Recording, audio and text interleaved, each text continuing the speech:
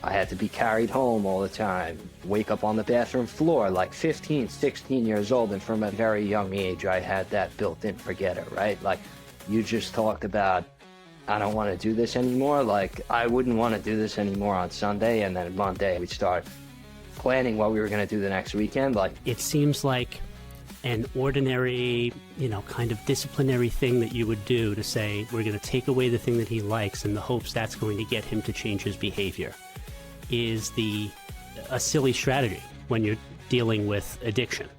If your child has an addiction, you're not going to be able to punish your way out of it. The alcoholic and the addict has to bottom out. They have to hit bottom. Like, I don't really subscribe to that, right? Especially not with the stuff that's going on out in the world today. Like, you could hit a casket before you hit bottom, like, very easily. I was so caught off guard and so incapable of taking care of myself at that point in my life. I wouldn't have had time to spin up some type of concoction to come back at them with because they caught me off guard. Like, that's it, and it works.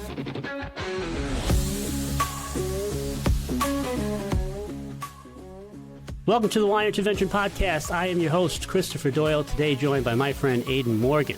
Really excited to hear from Aidan today. I'm glad that he took the time out of his busy schedule to share with us some of his background, his experience.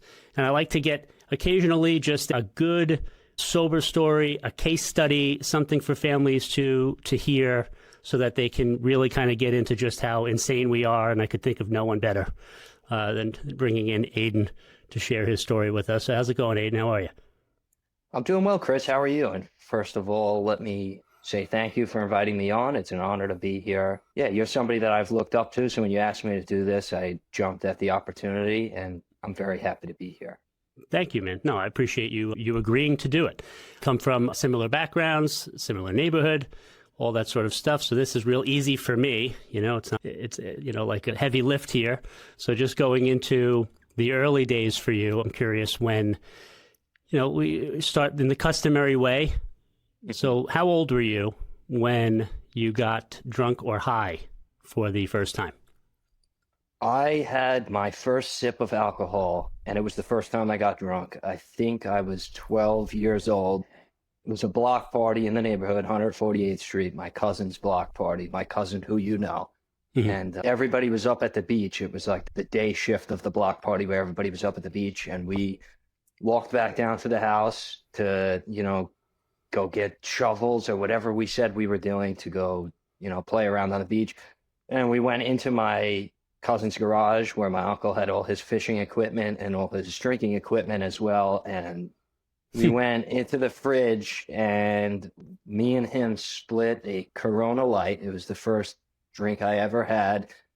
And, we were nervous about it. We started drinking. I hated the taste of it, as I think most 12-year-olds would hate the taste of beer. But immediately, it wasn't even so much the effect of the alcohol right away. It was just doing something I knew we weren't supposed to be doing and like peeking around the corner, looking for, is somebody going to catch us, right? I was attracted to that rush. And then we stood there and, we had another Corona and that was the first time I was really drunk, 12, 13 years old. And I remember liking the effect of it and not the taste of it from an early age. And what was the effect for you? We were loopy, it was like just we were walking around, stumbling around. And I'm sure if we got him here and asked him this, I know this is true for me, I was definitely hamming it up a little bit because that's what we saw when we were kids, right? Like everybody around us drank. When I was a kid, we had a communion party with like 250 people. It was the size of a wedding and it was a stew fest. Like that's what we grew up in. So that's what I thought it was like to be drunk, right? So we were stumbling around and to a degree, we were definitely a little disoriented, but just kind of like relaxed, right? Like my shoulders came down, we went back to the beach and we were horsing around and they probably, I don't know that they knew we were drinking alcohol because we were 12. Like you're not on the lookout for it then, but they definitely knew something was up with us. And I just remember enjoying that feeling of like letting my shoulders down, right? We weren't too worried about anything. That was a feeling that I liked even at that young age. Yeah. So you basically had a full beer at 12 years old. Correct. Like an ounce bottle of Corona Light. Yes. Yeah. Yeah. And how old are you now? I'm 28. Okay. So, yeah. So you were born in the 1997. That is correct. Yeah. 1997. Yep. I'm not a mathematician, but I did that quickly. I'm glad I got it right. So, point of fact number one for families listening, right? Still happening young. I feel like there's always this storyline where people say like, oh, but I mean, it wouldn't happen now. I mean, like when we were kids, yeah. But now I look at my 12-year-old or I look at my 10-year-old, I look at my 13-year-old. It's like, no way, no way. And did anybody around you suspect it? Probably not, like, I mean, No. you were on the beach and nobody, like you said, nobody around you thought, oh, Aidan just had his first drink. Right. Right. And we were probably like conniving enough to realize that at that point. Like nobody's on the lookout for the 12-year-olds, right? That's like we so probably good. knew that. Yeah. Yes. Yeah. And then you also said that your shoulders dropped lower and you Yes. were 12. Yeah. So what's going on in your life that you need that kind of relief? You know what? There wasn't anything too crazy going on. Like you're familiar with the neighborhood we grew up in, right? So I grew up on 93rd Street on the metaphorical wrong side of the tracks, right? And I don't know if it was in my head, it probably was, but there was always kind of this like weird feeling. My whole family, actually, my family split in half. The majority of them are in the Uptown Bell Harbor, Neponset area. And then, my family, my aunt's family, we grew up downtown, which today is like one of the things I love most about myself. And I love being from down there, and the area changed. But at the time, there was, like I said, a lot of it may have been manufactured in my own mind, but as a 12-year-old, there was feelings of uncomfortability around that. I always had a general feeling of uncomfortability in my own skin. Just restless, irritable, and discontent as I came to know it now. But yeah, those were the feelings I was having at 12 years old. And like 12-year-olds shouldn't, I don't think, be thinking about those things. But, that was what was on my mind at the time. And I remember like having that first drink with my cousin. He was from up there and all his friends were from up there and everybody was doing that. And when we introduced that into the equation, the alcohol, like that was the great equalizer. Like when everybody came together in the pursuit of a drunk, right? And that was something I recognized from a young age. And I think when I had that first drink, I felt at ease because of it. Mm-hmm. So how quickly from that first drink to your second drink, when does it become more of a part of your life?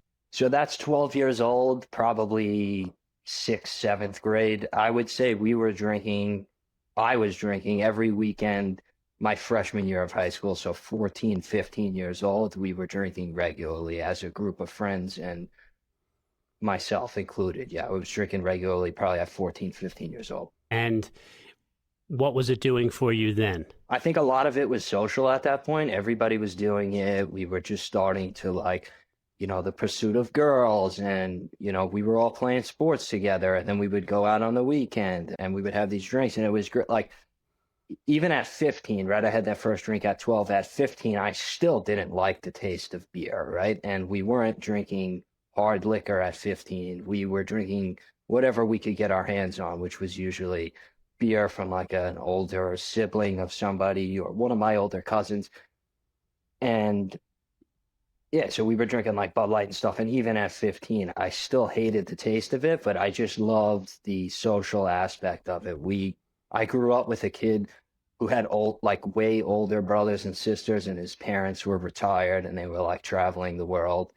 And he would have parties constantly. And we went to school in Brooklyn. We went to Severian High School in Brooklyn. This is the first time we ever left the peninsula. So we met all these new people. And we would like invite them down to these house parties and we would have a great time. And I just really liked the social aspect of it, definitely. And yeah, it made me feel good, right? It made me able to conversate with people, particularly girls. That's the age, 14, 15 years old, where that becomes prominent on your mind. It hadn't been till that point.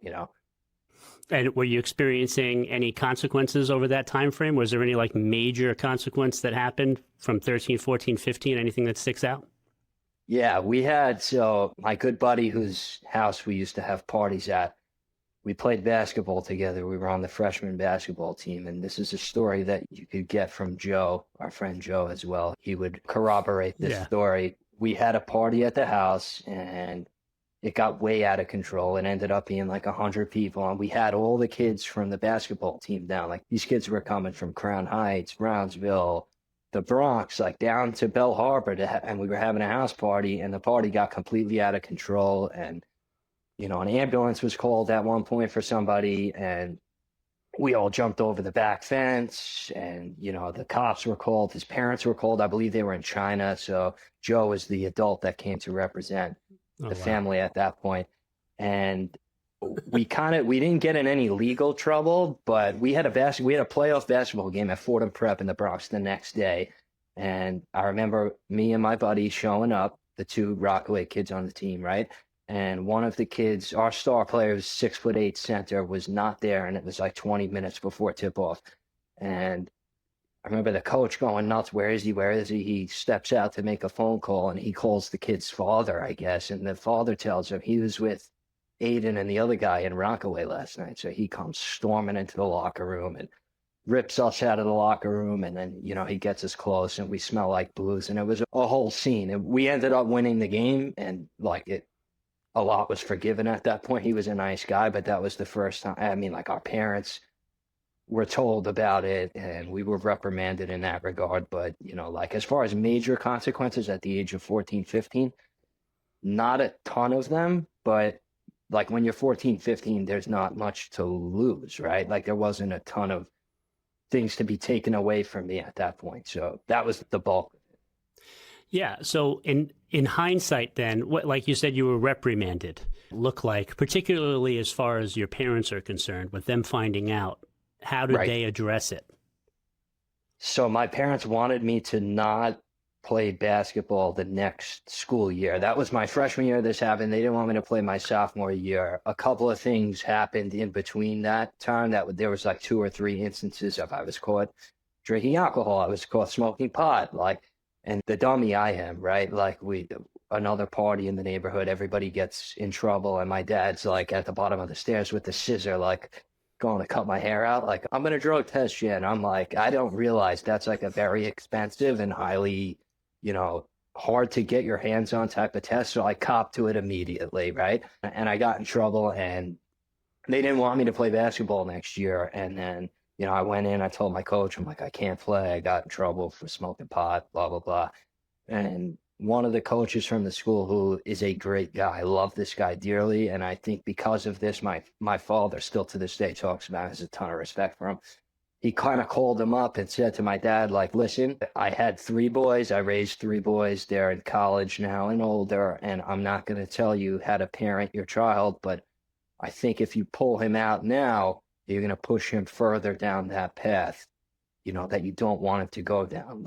The reprimand for me was for them to take me out of the activity that was probably keeping me away. And it's not their fault. They don't know, right? They're just thinking, he likes to play basketball. Let's take him out of basketball.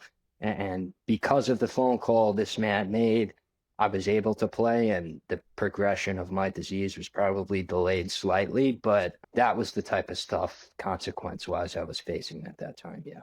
That's excellent. Yeah. So I wrote a book called Stop Addiction Early, and I'm making it available for early previews right now. Anybody that's listening, you just go to the show notes and I'll have a link to it. Again, just read it for free. It's a free preview.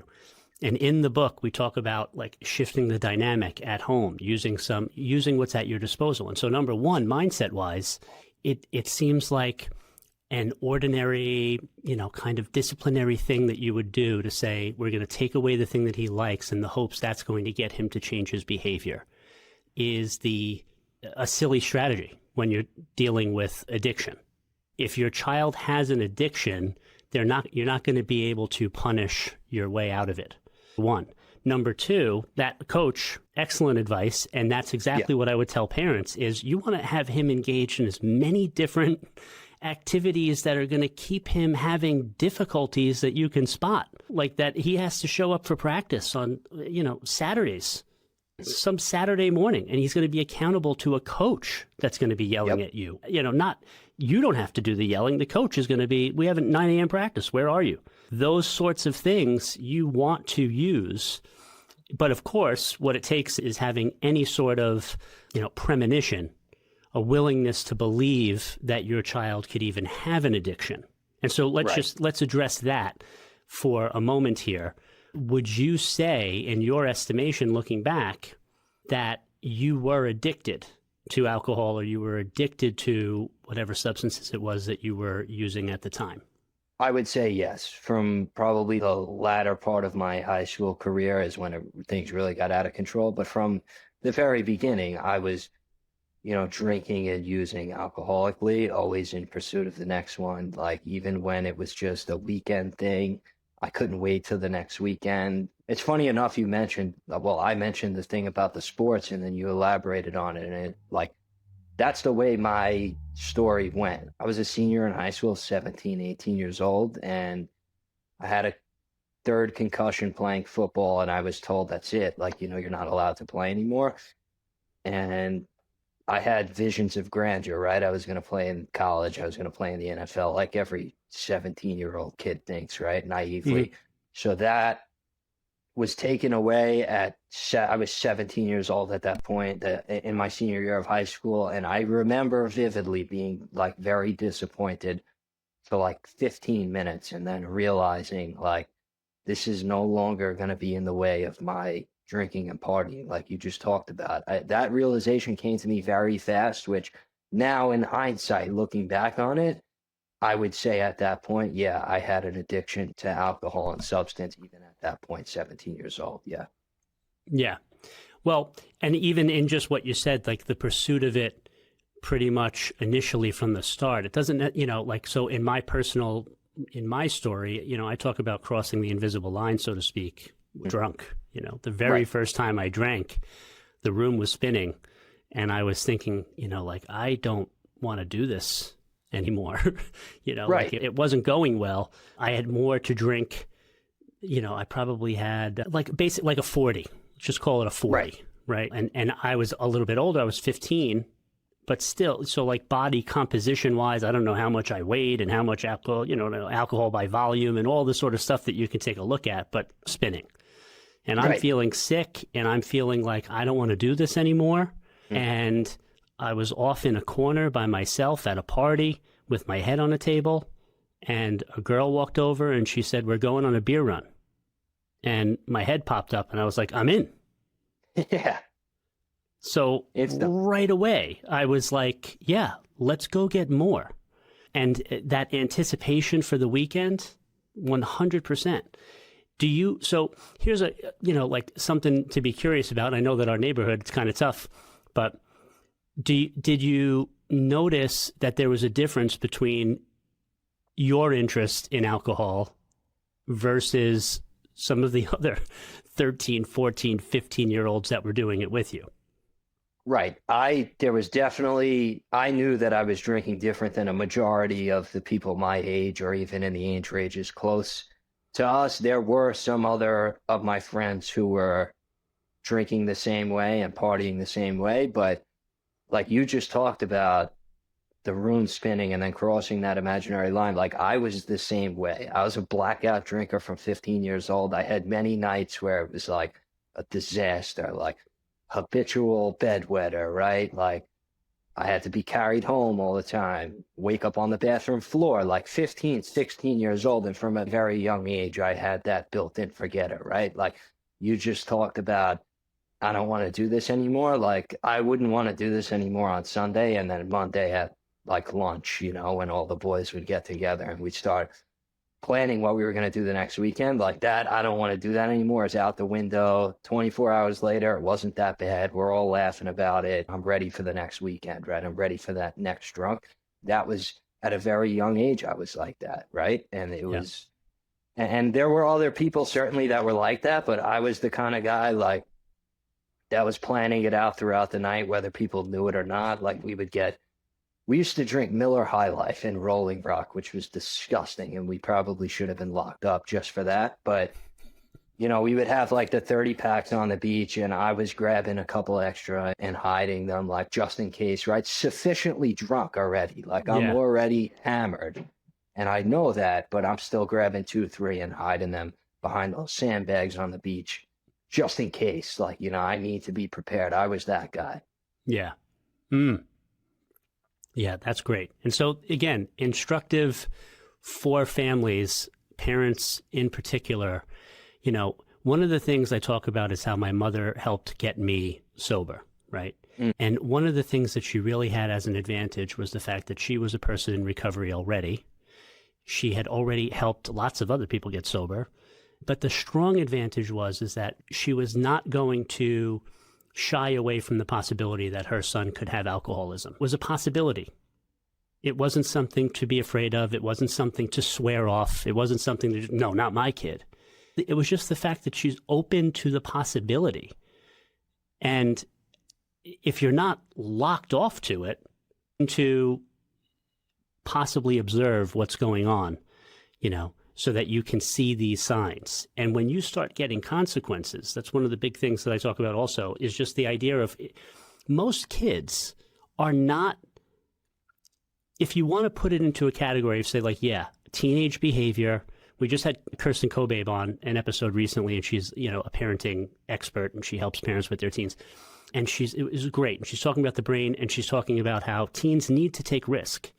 So Right. when you talked about that risk taking of that first beer, and like looking around and the endorphin rush and all that stuff, yeah, most teens are going to do that 100%. But over a 5-year period, most teens, again, percentage-wise, most teens are never going to experience any consequence that's directly related to substance use. Right. They're just not. So it's not to say that they're not taking the risk and they're not doing the thing Friday night, but most teens are the type who they're going to have, they're going to take the risk and they're going to have the beer with everybody. Maybe they have another, but then you know what they normally do? They stop. Right. They shut it down. Yeah. And they naturally just don't do anymore, and they keep their wits about them. And if they see signs of trouble, they're out of there. Right. We don't have the ability to get ourselves out of the trouble because we're so wasted by the time the cops are coming, or the bar's getting raided, or, the fight is breaking out, and then we're right in the middle of it, and we can't stumble our way out of it fast enough. And then Right. we wind up locked up, or we wind up in some kind of car that we shouldn't have been in, and it's like, and then parents want to write those things off as a rite of passage for teens. Right. So what I'm saying as an indication here is, if any consequences are happening at all, you should really be paying attention. Yeah, especially at that age. Like I remember, and I grew up with kids like that like we would face consequences and that would be it. Like you wouldn't see them anymore. They would stop hanging out with us. Like you just called it a rite of passage. I think you nailed it beautifully. Like I thought that was part of the game. Like when we started, like I knew we were going to get arrested. I knew we were going to get tickets and driven home by the cops, right? I knew that there was probably going to be some legal consequences at some point. And like, it was almost like a joke where we were from. Like I knew kids older than us that had like 37 open container tickets. And like, we thought it was hilarious to joke about it. And it turned out not to be hilarious for me down the road, because it cost me a job that I'd probably be on for 10 years by now. And probably halfway to retirement. But at the time, we thought it was hilarious. It was one big joke, right? And yeah, to your point, I think most kids, like when they saw those things starting to happen, remove yourself from the situation and shut it down. And unfortunately, I was not programmed with an off switch, right? I can't stop. So, and I came to realize that later. I didn't know it at the time. At the time, I thought, maybe I knew there was something different about me. I couldn't put my finger on it though. But yeah, now I know that. So what were the first things that started to happen for you, where you started to maybe notice it for yourself, where you thought, this is a problem, where maybe with some earnest desire to not do it anymore started to creep in for you? I was probably like 16, 17 years old, and we started to get tickets. We started to get driven home by the cops. Like at that point, we knew that we weren't able to get arrested, right? In the aftermath of Hurricane Sandy, we were 16 years old and we were partying at somebody's like destroyed house on like 130 something in the beach block, like, and thinking that was okay, right? And we were, the cops came and they drove us all home. And so we had like minor legal consequences at the time. And then, I was starting to suffer in school. We were starting to get a bad reputation in the neighborhood. Like there was a night that we were drinking to excess and smoking pot on the beach. And this poor guy, he came down just basically to ask us to keep it down. And like we're 16 and like he was well within his rights to be like, call the cops or, like scream at us to get out of there. He basically asked us to keep it down. And it turned into a melee and it was horrible. He was hurt pretty bad. And at that point, we had garnered kind of myself included, a bad reputation around the neighborhood. Other parents didn't want their kids hanging out with us. We kind of got bad looks everywhere we went. Like I started to notice that at 16, 17 years old, which is not a good feeling because I'm the type of person like I want everyone to like me. I want everybody to say when I leave the room that he's a good guy. Like that's all I ever wanted in my entire life. And when quite the opposite began to occur, that was like a red flag for me, certainly. Yeah, I would just speed up now and say that is the kind of guy that you are now, right? And so here it is that when you say that earlier and you say like, so I'm going to be drinking and then that's going to help me socialize and that's going to help me open up, that's going to help me conversate, I'm going to get better with the girls and all that sort of stuff. And then look what happens, in a legitimate way, the alcohol takes you further and further away from being that you want to be. The person and so that's the devious trick of it also, is that it feels like I'm getting better at doing this and being this type of person, and it's actually taking me further and further away. Right. Yeah. Totally counterintuitive to what I'm really looking for, but I don't see it that way at the time because I'm getting a good feeling from it, right? Yeah. So you mentioned that you start experiencing consequences and then you missed out on a job opportunity. So what was that and what led to not being able to secure that opportunity? After high school, I went away to college at 18 years old. My roommate was my cousin Tommy, who you know well, and whoever let that happen, I don't know what they were thinking, but we thought it would be a good idea. And of course, within months, it's funny, I remember having a conversation with him on the beach before we went up to school, and we were like, we got to shut it down a little bit. Like we had started to, I'll speak for myself. I had started to get into drugs at that point pretty heavily.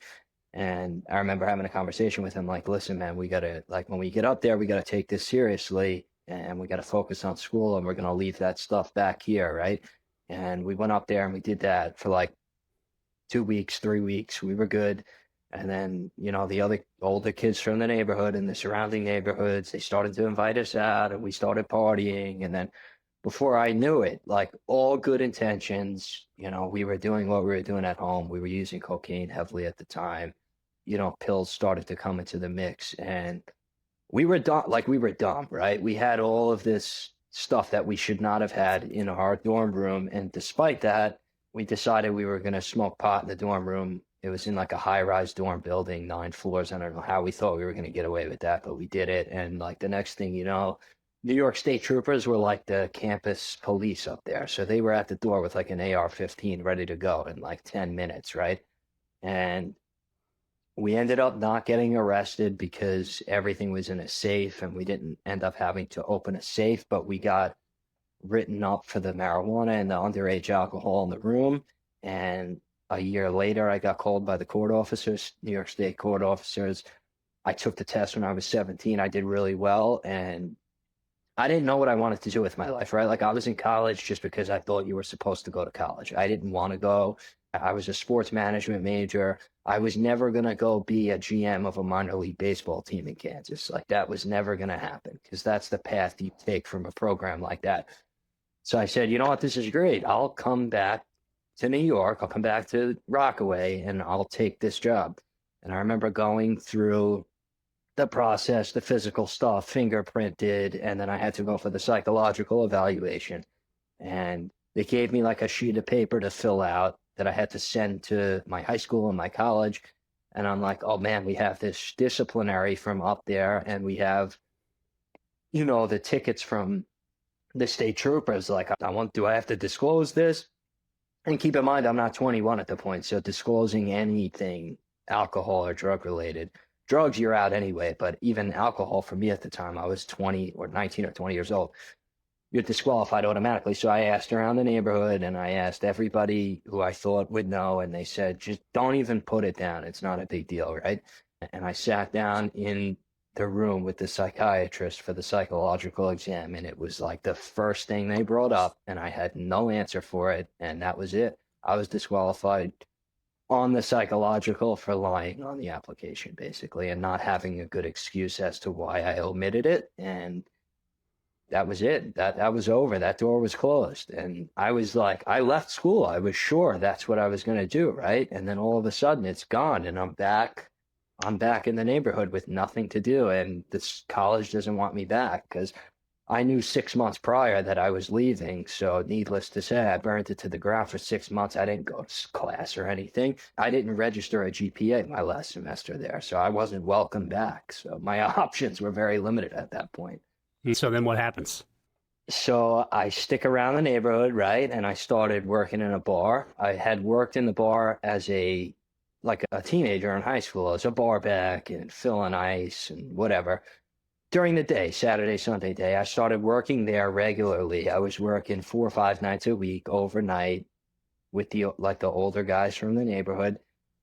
And I fell in love with that bar in particular, and the bar scene and the whole hustle and bustle of it. And I looked up to all the wrong people, right? Like, I loved bookmakers and drug dealers. Like, I thought they were the coolest people in the world, right?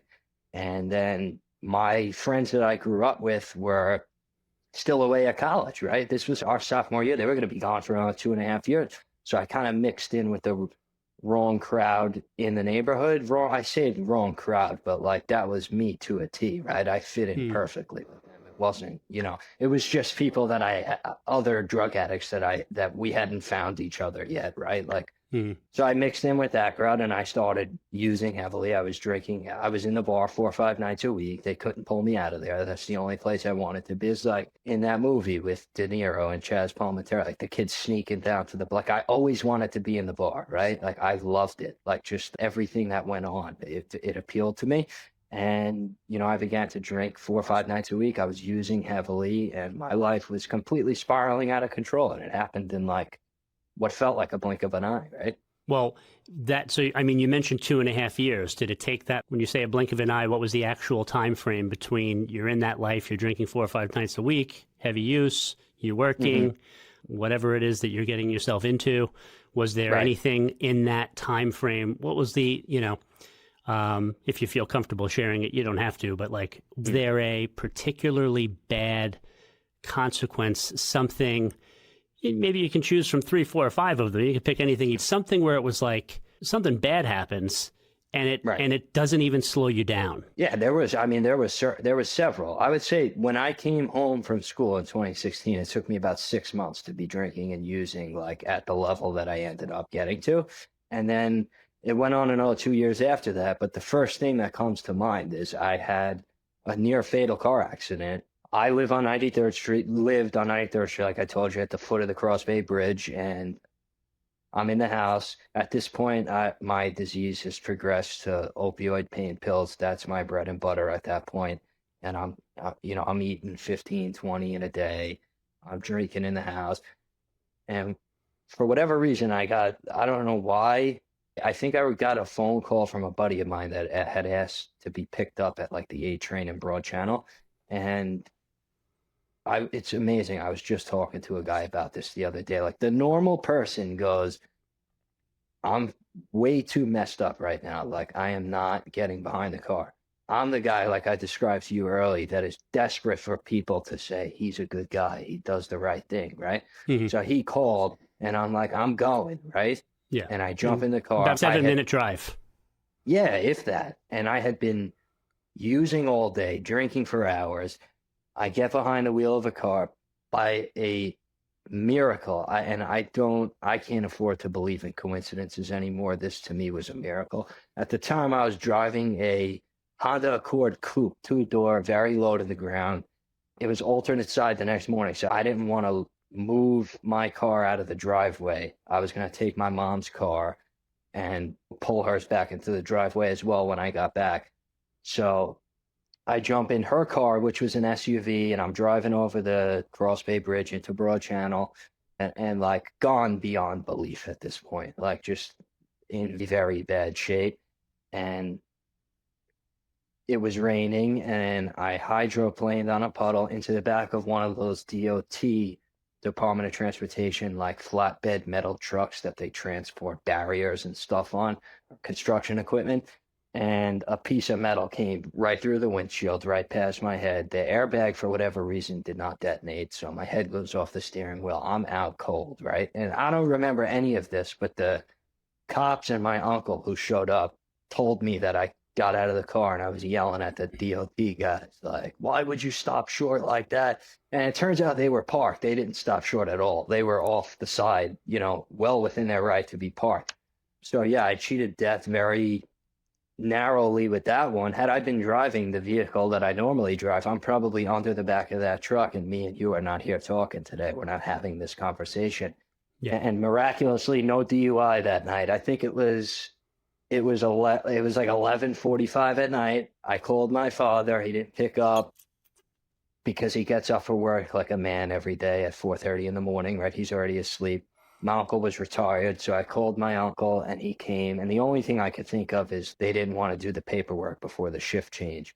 So, we got the car taken out of there, back to the house, and I faced no legal consequences for that, but I will never forget the feeling of waking up the next morning and coming down the stairs and not knowing why everybody was looking at me crazy, right? I had no idea it happened.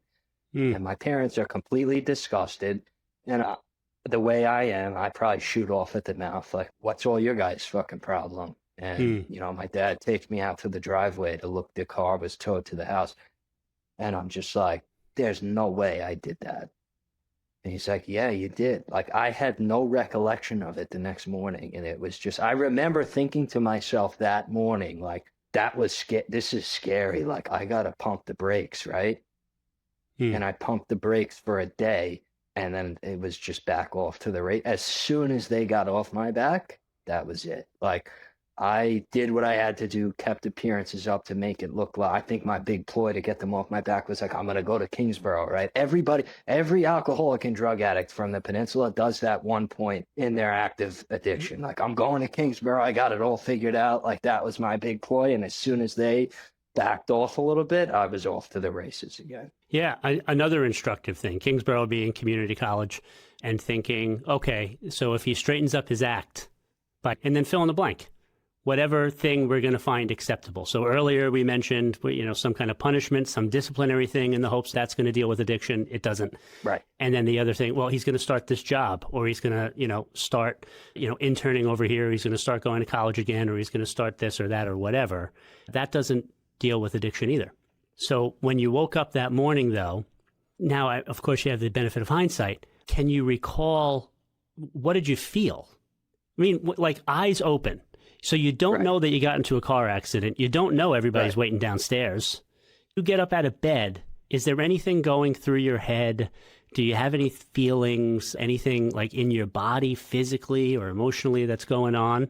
I was a little sore, right, because the airbag didn't detonate and I whacked my head off the steering wheel, but like it wasn't totally abnormal for me to have taken a spill or something like that. So what I did when I got up that morning was I got high because I had no idea that any of this had transpired until I walked down the stairs and saw like my uncle's there, my mom, my dad, my other uncle, like they're all just sitting there. And like the first thing I thought was like, is this an intervention maybe? And I had the awareness at that point to know that like what I'm doing is not normal. And, my family, alcoholism and drug addiction runs rampant in my family, in our bloodline. So like I had enough awareness to be like, maybe that's what this was. And it really wasn't. Like it was, or maybe it was, and it wasn't it wasn't a Y intervention type intervention that you would have instructed, right? Like it was just like, I come from a family that I think sometimes thought you could like beat the alcoholism and drug addict out of, and I'm not sitting here saying I was abused. I wasn't hit as a kid really, but like you could scream it out of somebody, you could whack them over the head and get it out of them. And my cousin softened that blow for me a little bit by getting sober a couple years prior. But yeah, I didn't feel anything out of the ordinary really, because I woke up and I would get high before my feet hit the ground. And then I went downstairs, and in short order, I realized that something was more wrong than it usually is, because more often than not, there was something wrong in the house because of my behavior. But I could tell that this was greater than what was usually going on. And then obviously I was walked outside to see the damage. And I remember just thinking to myself, like, oh my, the first thing I was saying it, like, that couldn't have been me. I didn't do that. Like, I didn't want to believe it. Right. And then a lot of shame, guilt, and remorse, and like honest shame, guilt, and remorse. Like, I don't want to do this anymore. And I meant it. Right. And we know how that goes. Well, but for the family members listening, they don't. Right. So you, right in that moment, and if anybody were going to, give you a lie detector and, okay, the guilt and the remorse and the like, okay, this is bad. Was there any promises made? Did your parents talk to you about your substance use at all? Conversation, whatever it is that happened, and what was the result of that ended, like what was said that ended in you saying, okay, I'll go to Kingsborough. Right. Like, there was a lot of screaming and yelling at first. That was like always the first step in my house. And I had an emotional reaction. I just couldn't believe that my life had gotten to that point. Right. So I expressed that to my parents, and I did mean it. Like, you know what I mean? I gave them that whole, like, here's the thing about me. Like, I always, by that point, not always, by that point in my addiction, I wanted to stop using drugs. I couldn't. I did not want to stop drinking. That was like my biggest fear, was going to rehab, because I knew from, other family members that meant they had to stop drinking. So I did everything in my power, because it was discussed at that point, like going away to treatment, and I would plead with them, just, I'm gonna stop, I promise. Like, I don't want to live like that anymore, but like, I work in the bar and I'm making money, and this is a field I want to pursue. Like, I would come up with a million different things. And like, the I want to stops were honest. Like you said, had you hooked me up to a lie detector test, the 1,500 times that I told my parents, my brother, my loved ones, people in my life that I was going to stop, I would have passed. Like, I meant it. And then when I walked out of the room, I had no control over what happened next, because, I came to find out later that I'm bodily different from everybody else, right? Like, I have that first one, and it triggers the allergy and the phenomenon of craving, right? And I'm off to the races. And that was my story. And so when we had that conversation, I'm sitting there pleading with them. And, what we agreed to was I wasn't going to be able to drive, and I was going to go back to Kingsborough. So I started off like taking the bus to Kingsborough, and like with good intentions, right? So like the semester was starting right away. So I went into it meaning to go to school and like not use 15 oxys a day. And somewhere in between, like, it just crept back in, and I had nothing, I had no defense. Like, that was it. I would stop doing what I was doing for 4 or 5 days whenever things got bad enough. And then the thought would creep into my head. And as soon as the thought came into my head, I was dead in the water. But I would take it further. I would convince myself, like, I said I was going to kick. I said I was going to stop, doing oxys. I did. It's 4 or 5 days later. I haven't used. Like, I'm going to reward myself by having one. I'm going to reward myself by going back to the thing that got me here in the first place. That was my story for years. Like, I did that so many times, I can't even count. Yeah. So basically I deserve it, because look how well I just did for 4 or 5 days. And so I'm just going to have one. Right. And then as soon as you would have one, you'd have no control, and then you'd be off to the races. Gone. Done. Off to the races. There's actually a great story in my story that represents this perfectly. Oh, I was telling it to another guy the other day. It was the summer of, so I got sober in the fall of 2019. So this is July or August of 2019. And I was going to Vegas, and I had the brilliant idea before going to Vegas, like, I'm gonna kick this $500 a day habit in Vegas. Like, where better to do it than Vegas? There's Hmm. other things to distract me, right? So we get on the flight to Vegas. I'm kicking the whole way to Vegas. Like, I had to switch seats with the guy next to me to get to the aisle because I was in the bathroom every 10, 15 minutes. We get to Vegas. I'm sick as a dog. I'm sweating it out, right? Like, I wasn't really there with my boys for like a partying scene. It was like I had obligations that week, right? So I'm kicking and screaming, and I'm staying in the hotel room as long as I can. And and when the obligations are taken care of, we're going out. I'm drinking. I'm using cocaine. I'm smoking marijuana. But when you're withdrawing from an opiate like that, you could do whatever you want. Your body's screaming for that one substance, and if you're not giving it to it, you could drink all the vodka and snort all the cocaine you want. It's not going to help with that feeling, right? So I'm having that. And then I go through it 4, 5, 6 days. We're in Vegas for a week. I don't recommend anybody go to Vegas for a week. It's way too long. Mm. Like, just go for 2 nights. Do yourself the favor.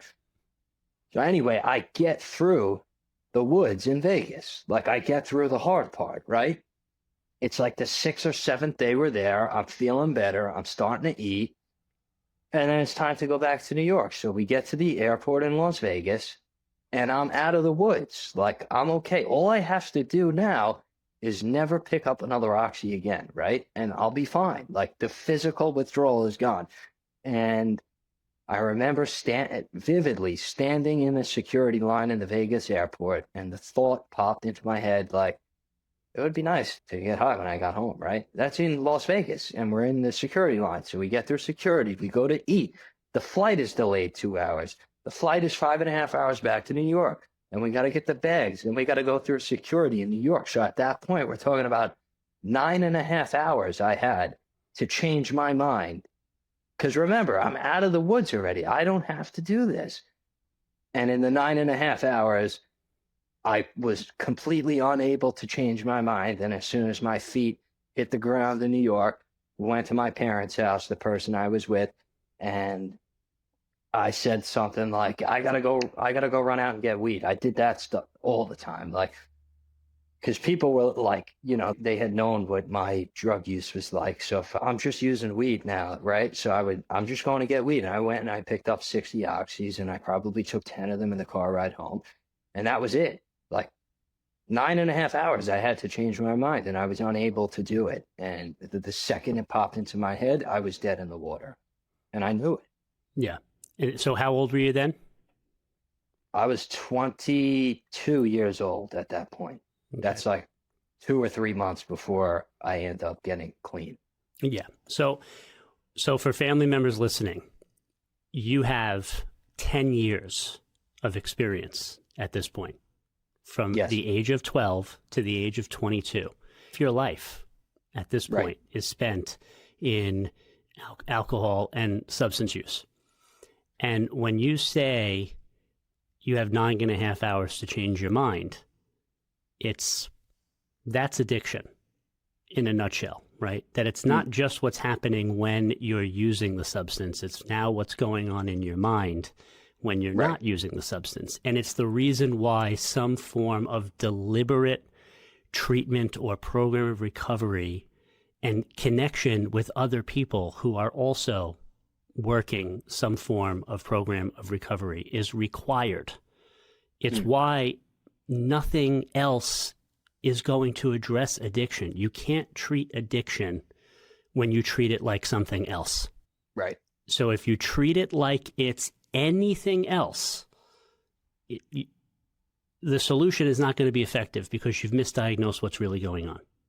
And what's really going on, as you've mentioned, is the can't stop feature. It's not just I can't stop when I'm doing it. It's also I can't stop from starting again.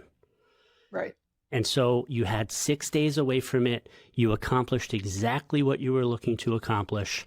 And then this simple, seemingly dinky thought comes to mind of it would be nice to have an oxy when I get back. And that was it. That moment, you couldn't shake it. Yeah. And then take 10, and now you have the physical compulsion, and that's what everybody kind of associates with addiction. But when I mention the 10 years of experience, what I'm trying to really highlight here is in that 9.5-hour window, it's not like you replayed any of the consequences of your life. None of that comes to mind. We're not able to just pull these examples of what it was. Oh yeah, this is why I don't want to do this anymore. Remember when I nearly died in the car on the way to Broad Channel? That 2 weeks ago. Yeah. That doesn't occur to us. And that's what's so insane and baffling for anybody that's observing us. We just go, how is that possible? Our brain is not functioning in a way that you would think a normal human brain would learn from the consequences of a behavior and then change the behavior. Right. It is as though we don't have the mechanism that, one of the examples in the Alcoholics Anonymous book is the idea of touching a hot stove. Mm-hmm. We don't have whatever mechanism is required when it comes to the substances that we're addicted to learn from it. I just got burnt. Don't do that again. It's, right. I got burnt. Oh my God, I am never going to do that again. Right. And then someone talks about something where it was just like, hey, it'd be nice to, touch a couple stoves this weekend. What do you think? And you're like, yeah. Last time wasn't that bad. Right. And we just get burned over and over and over again.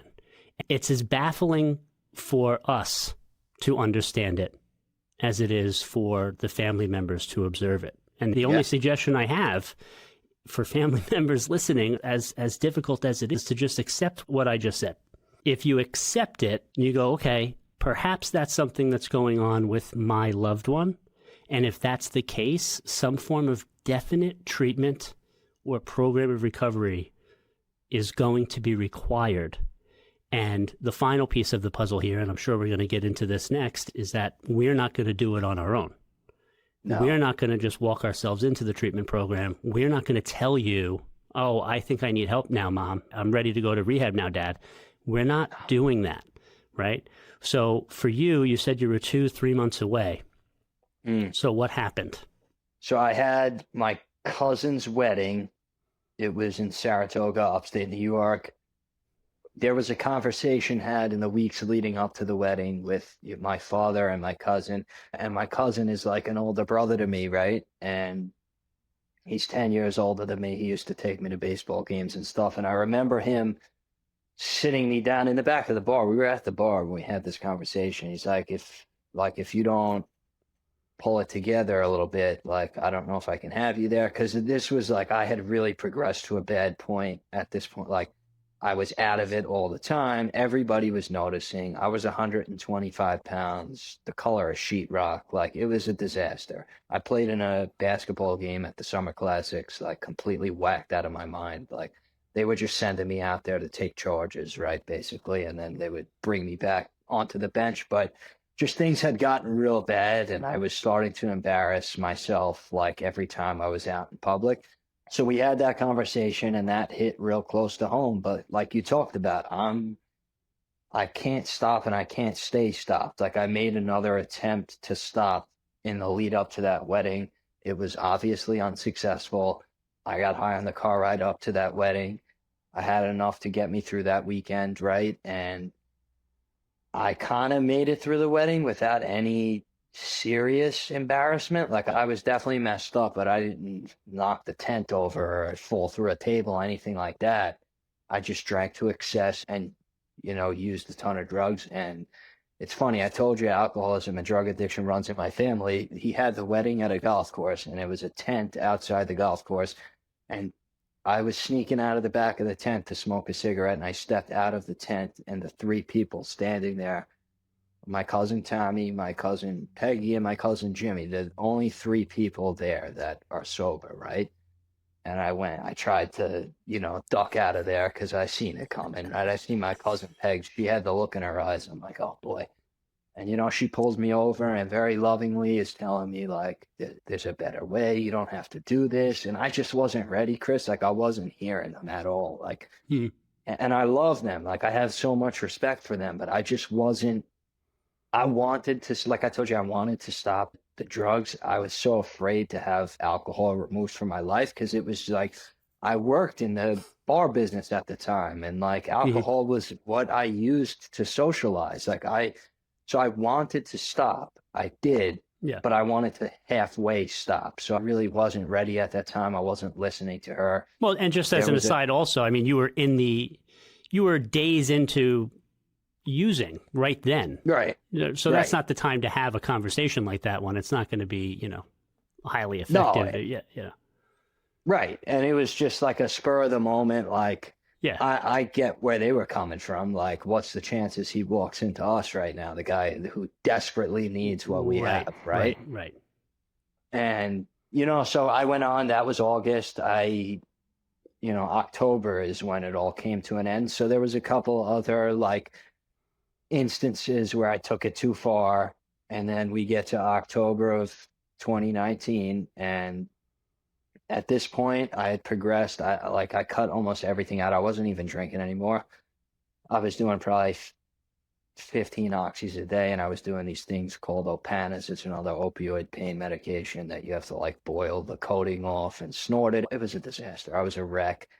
And I got to that point again where I was like, I gotta stop, right? Like, and I locked myself in my room and I started to detox, right? And I got to the second day of detox, except like when you're an adult, supposedly in the world, like the world doesn't stop because you need to detox from a $500 a day opioid habit. So I had to go to work the next morning. It was 4:30 in the morning. I was working at a union job that my dad had got me, and my start time was 4 o'clock in the morning. It was up the block from where my dad works. So he was like, take my car into the city, park it at my building, go to work. So I get in, and I'm kicking bad. I'm on day 2 of withdrawal. If anybody's familiar with withdrawal, like I'm in the thick of it now. So I'm driving on the Bell Parkway. Basically every exit I'm pulling over to throw up. And I get to the city. It's like 3:30 in the morning, and I'm spent at this point. I put the car in his garage on 57th Street. I called my foreman. I said, I'm not coming in today, pal. I'm sick. I jumped back into an Uber. I waited on the corner to make sure he was gone, and I went right back into the house and went into bed to continue my detox, thinking, and like the guy who I worked for was friends with my dad, like all the while thinking that this wasn't going to get back to him as I'm, living in their house. And obviously it got back to him, and he came home and he didn't even say anything to me. And I knew he knew, like, I could hear it in the footsteps when he came in the house. Like, I knew he knew, and he didn't say a word. And at that point, I was just swallowing Xanax and Xanax to try to knock myself out to get through the physical withdrawal I was feeling. And this is like the mock intervention that wasn't really an intervention that took place in my bedroom that I believe I've shared with you. But I'm out, right? I'm blacked out in my room. And like I said, my dad doesn't say anything, which is unlike him. Like he either yells or he gives you the disappointed speech. And he didn't say anything. Hmm. And the next thing I know, I wake up and somebody's tugging on my leg, and it's my cousin Tommy, and it's Josie, who we both know very well, and Yeah. I just had Johnny Joe. Claw. I just had Joe on the podcast. I'm going after him. Yeah. Oh God, this is not good. This is not good. I'm sorry to your viewers that are going to get me after him. But yeah, he's in my bedroom, and you know him. He's doing his charismatic walk around, like, what the hell's going on in here, right? And I'm like, I wake up, and I know these guys my whole life, and I know that my cousin's sober, and I know that he runs with Joe, and I know Johnny Claudette at this point, and I'm like, what the hell is going on here? It hadn't yet occurred to me that these are like 3 of the only sober guys I know in my life, and they're in my bedroom. And I know I just had this episode, and my cousin Tommy sat on the edge of my bed and was just like, "But like, dude, it's over. It doesn't have to go on like this anymore." And he's like, "Give me the drugs," right? And I gave them to him. And like I'll never forget the look on my mom's face when she saw the contents of the pill bottle. Like it was enough to tranquilize an elephant, right? And she was devastated. And Joe got me up and like I went to the shower, right? Because that was the only thing that made me feel better at that time was a hot shower. I was taking like 4 2-hour showers a day just to get through the day. And I remember my dad coming up. I was in there for a long time, and obviously they're downstairs figuring out what they're going to do with me. So I'm in the shower, and they don't know how I'm going to react, I guess, at this point, right? So they're prepared for anything. But my dad comes up as I'm in the shower, and I'm crying in the bathroom. It's a real sad scene, right? And my father, who is like a man's man, like everything I want to be as a man, that's my dad. Like tough, but just like shows up, does the right thing, and like there he is in the bathroom, like I got a towel on, he's holding me, he's crying, and he's telling me like he just kept saying to me, it's over. And I was so relieved, Chris, honestly, to hear that at that point, because I wanted it to be over. I just was never gonna reach out for the help, right? I knew all these guys. I knew Joe my whole life. Obviously my cousin was my roommate. Like I knew them my whole life. I was never going to do it on my own, right? Ever. I was never going to call and ask for help. And I think my father realized that, and my cousin, when they spoke about it, and they said, we need to raise the floor a little bit here, right? Raise that bottom a little bit. And I've heard, I hear people say this, like the alcoholic and the addict has to bottom out. They have to hit bottom. Like, I don't really subscribe to that, right? Especially not with the stuff that's going on out in the world today. Like you could hit a casket before you hit bottom, like very easily. So if there needs to be a little nudge, right? That's what worked for me. Like whatever gets you to that point is totally fine with me. And yeah, so I went downstairs and, I had that almost surrender moment in the bathroom on the second floor of my parents' house. I just felt at ease, right? Like it's over. I don't have to do this anymore. Thank God somebody said it and I didn't have to say it. Thank God they made the phone call. And now I just have to go get in the car, right? And I don't even, my 2 feet didn't carry me into the car. I don't know how I got there. I ended up in the back of Joe's minivan and they're blasting music, having a grand old time. And it's like the worst day of my life. And we laugh about it now. But yeah, that's how that went. And off to Coney Island we went to go to Coney Island Detox, which was another amazing experience and story. But that's how I ended up. Yeah. So no fight whatsoever then between getting out of the shower and just getting dressed and downstairs you go and you just somehow you're in the back of the minivan.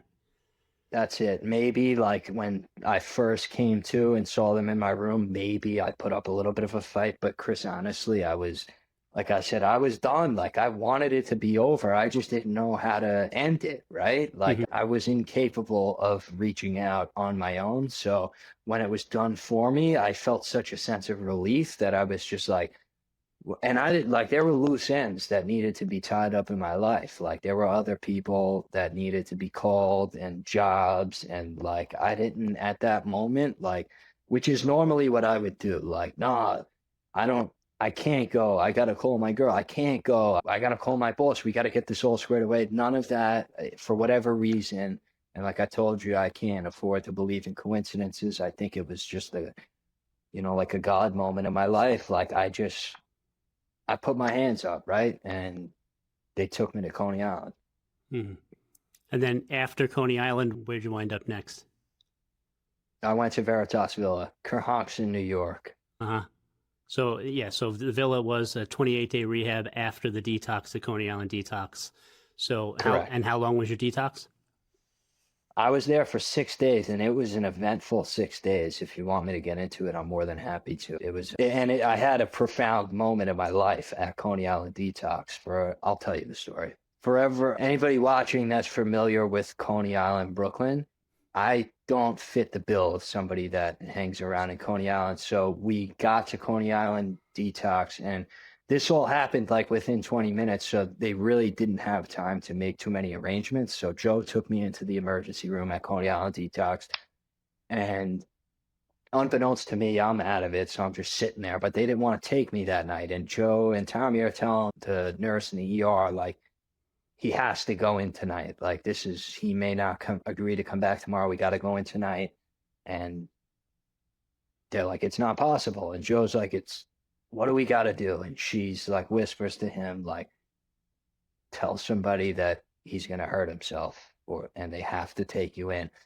So we ended up doing that. They took me into detox. First, they asked me, like, they're giving me the questionnaire. They asked me, like, are you having any suicidal thoughts or ideations? I'm like, what are you talking about? Like, no. And then Joe's kicking me under the table. And I'm like, yes, actually, I'm going to kill myself right now if you don't take me in. And they knew the act, but they have an obligation to take you in. So they took me up, and I went into the detox wing, and they do the intake pictures and everything, and it was so embarrassing. There was like student nurses there, like, that are doing their residency hours, and they made me strip down, and they're taking pictures and stuff. I'm like, this is a disaster, right? But that's the least of my worries at that point.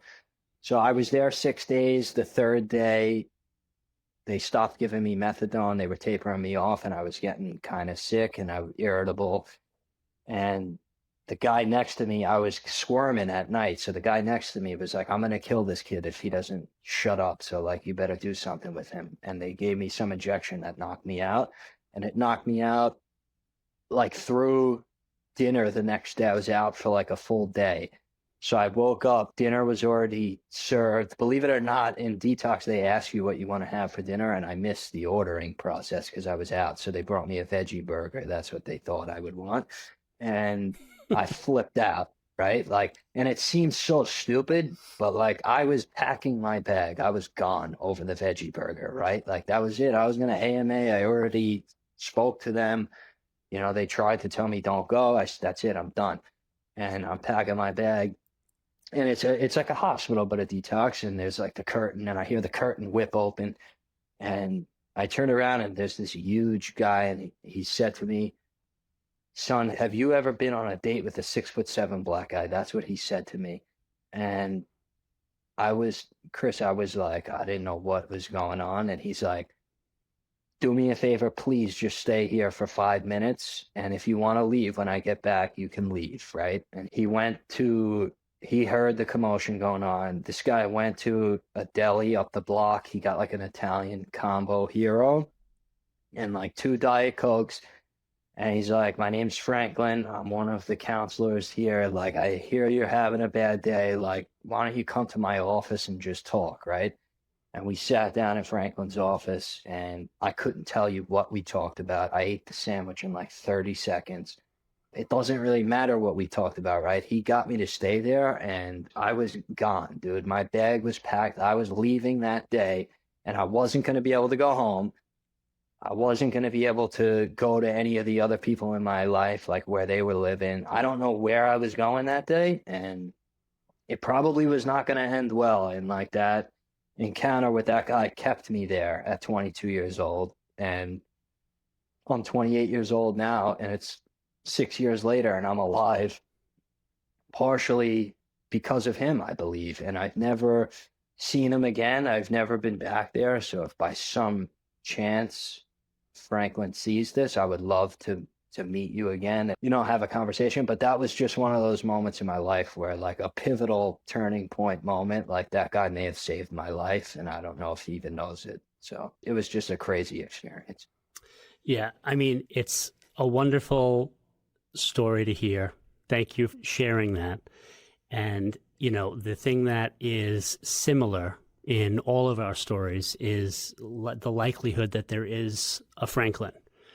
There is going to be some sort of interaction, some connection that gets made that's going to keep us, despite some trivial reason for us to, attempt an escape, almost always. And I'm just talking regular life, like, we want whatever it is that's happening.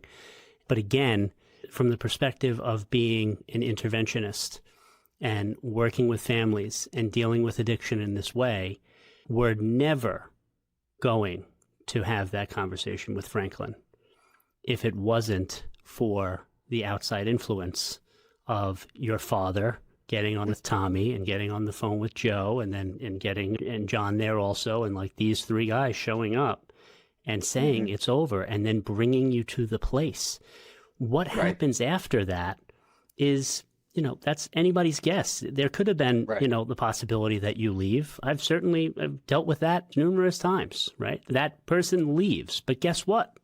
If everybody's on the same page, that's easily addressed by it's a bad idea. Now you're on the sidewalk. Where were you planning on going? Doesn't seem like you really thought this one through. Right. And when that happens, it's, well, I guess we'll just go to the villa now. Right.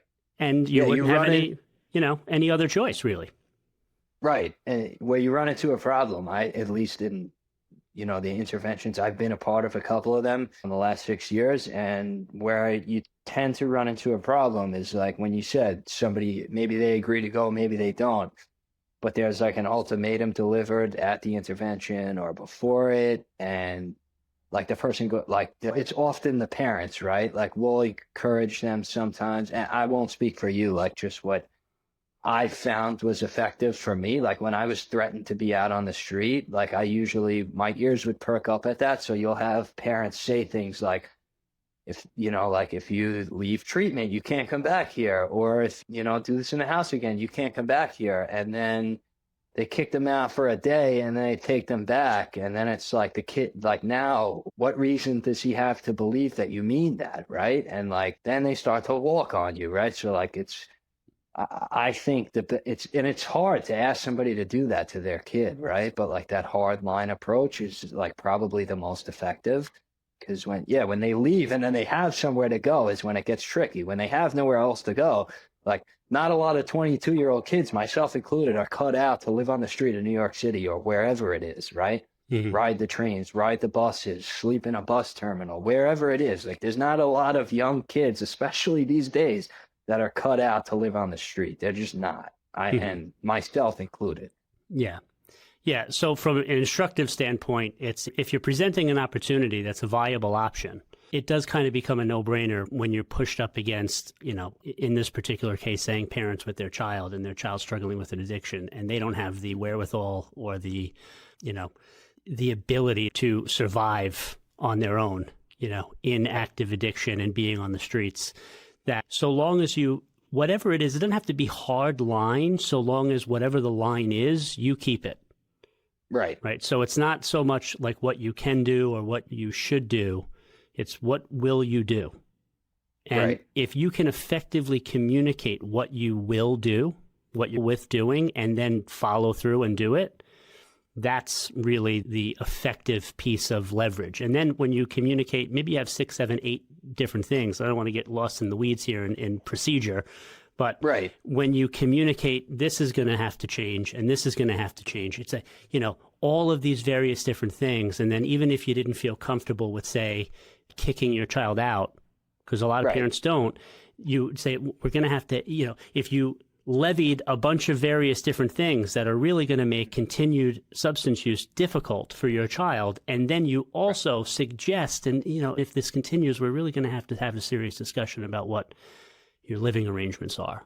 And if you just present, so you didn't commit to anything, but what you just did was just kind of float an idea, and that could be on the tail end of, and we're not giving you any money anymore. That's something we will do. So if you're, whatever it is that you're comfortable communicating, you communicate that first, and then the other things you can insinuate for more leverage. But primarily what needs to be kept in the minds of the family, whatever constraints you're putting in place, they're necessary. You're doing this because your loved one otherwise is not going to do this on their own. We don't get sober. Earlier you said, I don't subscribe to the idea of hitting bottom. And it's like, and that wasn't your experience. It wasn't mine either, though, Aidan. And it wasn't Joe's, who we just interviewed. And it was, anybody's that I've interviewed. There are very, very few people who accurately have a story that sounds like, and then I quit cold turkey because I decided to. It's so rare. Everyone's story includes these external motivating circumstances and the people in there that get them started. And if you were to go back in your story and, there was a thing that you said and I wanted to put a button in it and come back to it. And maybe you'll remember it if I start to describe it, because I've kind of forgot. There was oh, yeah, I remember. It was before Kingsborough. Right. Imagine if that was an intervention. Right. Imagine if it was pre-planned. Imagine they did have the option planned out. If they did have the communication lined up and they did say, here's what's going to change if you don't take us up on this opportunity to go to the Veritas Villa today.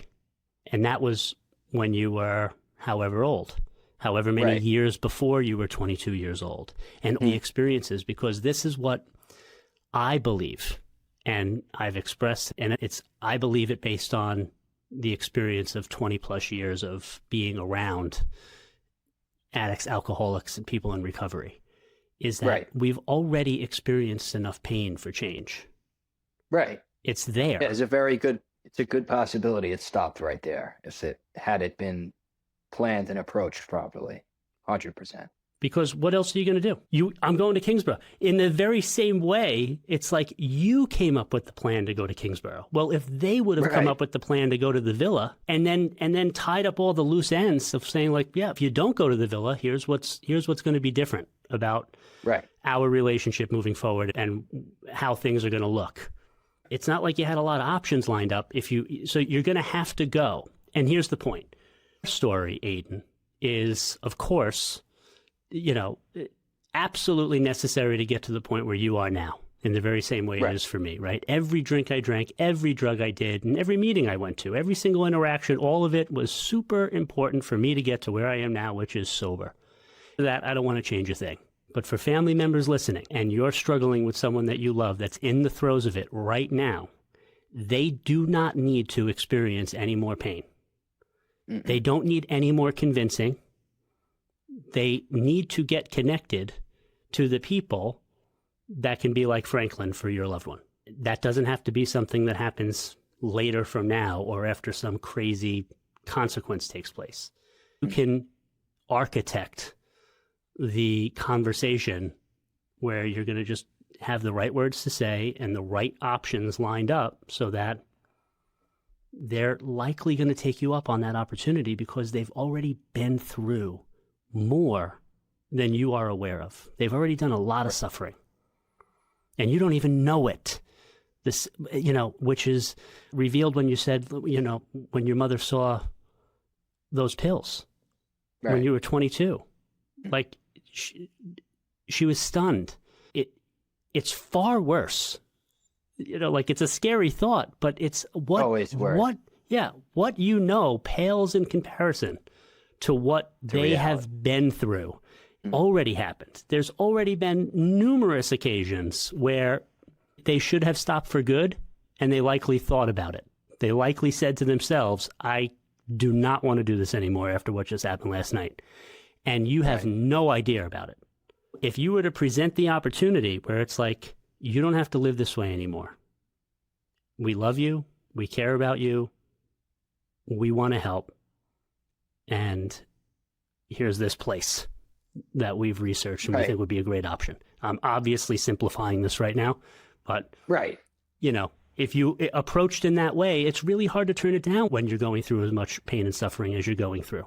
And for me, like that morning walking down those stairs, I qualified to be intervened on way before it actually happened, like you were talking about. And B, I was so caught off guard and so incapable of taking care of myself at that point in my life. Like you said, what would my alternative really have been? Like, I wouldn't have had time to spin up some type of concoction to come back at them with because they caught me off guard. Like, that's it, and it works. Like, I've been caught off guard in situations like that before, and I'm like, all right, like that to me, like, had it happened that morning, I'm not going to say there's 100% chance it could have ended that morning because nothing's a certainty, but like, based on the circumstances in my life at that time, there's a very good chance I would have just taken them up on it, if for no other reason than I didn't know a way to squirm out of it. And like, I kind of touched on it earlier with the bottom thing, like whatever gets you there, like whatever, it's fine. Like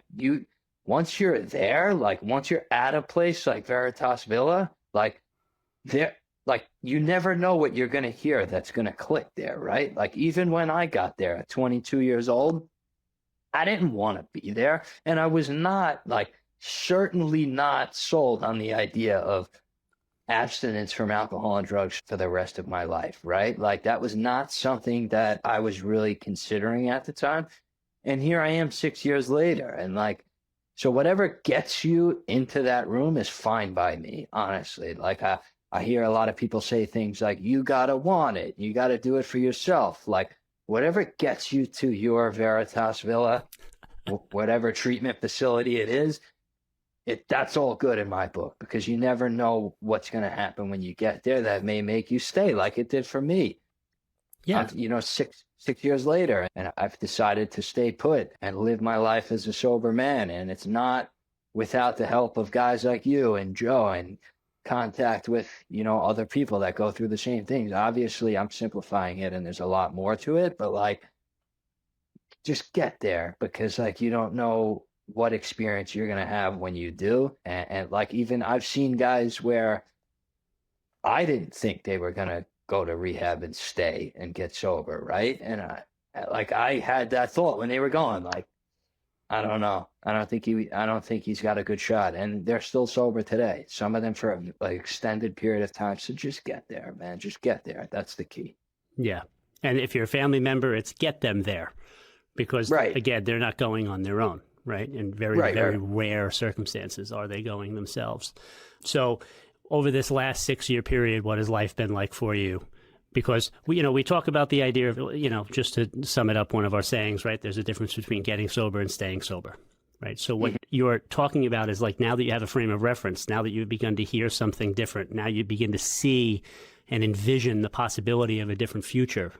Because you have interactions like with Franklin, and then you have interactions with whoever it is that you hear from at the villa. And then you have interactions continuing with, your cousin and John and Joe and that you meet when you come back. And all of that, there becomes this desire now to stay sober. That's where wanting it becomes applicable, right? I can't want something I have no frame of reference for. I can't want to embrace the fear of the unknown, in lieu of my continued substance use, which is the only solution I have for getting through every single circumstance of my life. Every good thing, every bad thing, I'm getting drunk or high through. And you're expecting this person to want to give up literally the only coping mechanism they have for everything in their life. Right. It is a non-starter strategically. If you addiction just from the outside looking in, it doesn't make any sense whatsoever. Or the idea that, this person's going to hit bottom, and because they've hit bottom, some terrible thing has just happened to them. So awful that this is going to be the occasion where they're going to say, you know what, no drugs for me, thanks. I think I'm just going to handle this one. I'm just going to, deal with this now for the first time ever. I'll sit with my emotions for the first time. Yeah. No, we're not doing that. Not happening. Right? So no. We've experienced the pain. We've experienced the suffering. We've gone through enough. We don't have to experience any more pain. Very rarely am I ever talking, when I'm saying this, I'm not talking to the people that are in active addiction, because they're in active addiction. They're not listening. They're at the bar. They're in a headspace like when your cousin Peg started talking to you. They have no interest in this message. This is for you as a family member, that I desperately want families to understand that they need to react the way that your father did. Right. When he finally got there to be like, and we talk about this in the book also, the concept of a contrary action, right? Right. He did something completely different than he's ever done before. He didn't yell, and he didn't have a disappointment conversation with you. Those are two things that you would expect. He did the unexpected. He remained silent, said nothing, but you knew it. And he got people in the house. That's huge. That's huge. Yeah. And so here you are, 6 years sober. What has life been like for you now that you're sober, when you got into this place where it was something that you desired for yourself? Right. Well, you touched on it briefly in what you were just talking about. Like for years, my solution to every problem was to drink or get high. And I had to find another solution to deal with me now that alcohol and drugs are out of the picture. And, for me, and just, that's just for me, it was a 12-step program of recovery that I stay involved in, on a daily and weekly basis. And I stay in touch with guys like you and Joe and my cousin and a bunch of other guys from down here and throughout New York City. And my life got immeasurably better as a result of that, right? And today, life looks nothing like I would have predicted at 22 years old, right? Like, I don't have everything I want in my life, obviously, but I do have everything I need. And I'm way further down the road than I ever thought I would be. Like, I never got this far in my dreams. Like, I thought it was going to be, I didn't think I was going to live past 25, right?